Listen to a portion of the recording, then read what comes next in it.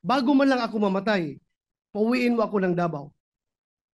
Sabi ko, Tay, hindi ka pwedeng umuwi dahil hanggang ngayon hinahanting ka pa ng NPA sa galit niya sa iyo.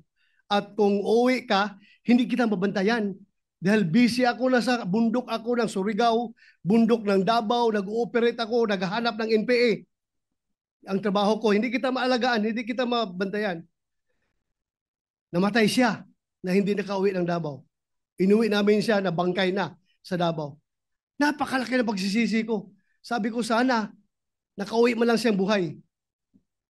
Ngayon, Mr. President, alam ko, kahit na wala akong direktang komunikasyon kay Pangulong Duterte, alam ko, deep inside my heart, bilang aking pangalawang ama, si Pangulong Duterte, alam ko deep inside my heart na the same message ang gusto niyang iparating sa akin.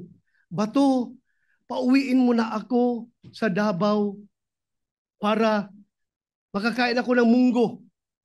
Makakain ako ng inuunan na isda.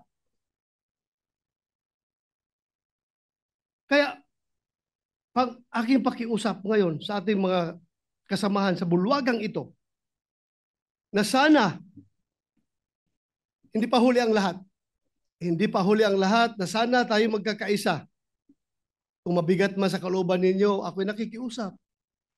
Na sana, isang tabi muna natin ang politika at ating paghariin sa ating puso ang ating pagiging Pilipino. Na kung saan nakaukit sa ating kultura at sa ating tradisyon ang pagmamahal, pagrespeto, pag-aruga sa mga matatanda, sa may mga sakit, at sa mga mahihina. Yan po ngayon si Pangulong Duterte. He is old, he is sick, and he is very weak.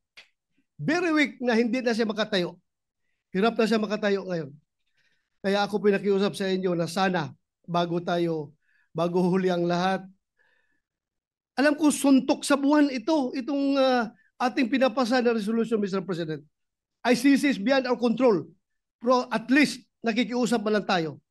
Bago man lang pumanaw si Pangulong Duterte, bago man lang siya mamatay, sana maramdaman niya na somehow merong isang sangay o isang sanga ng gobyerno, partikular ang Senado, na nag-iisip na siya ay sana makauwi at mailagay sa house arrest.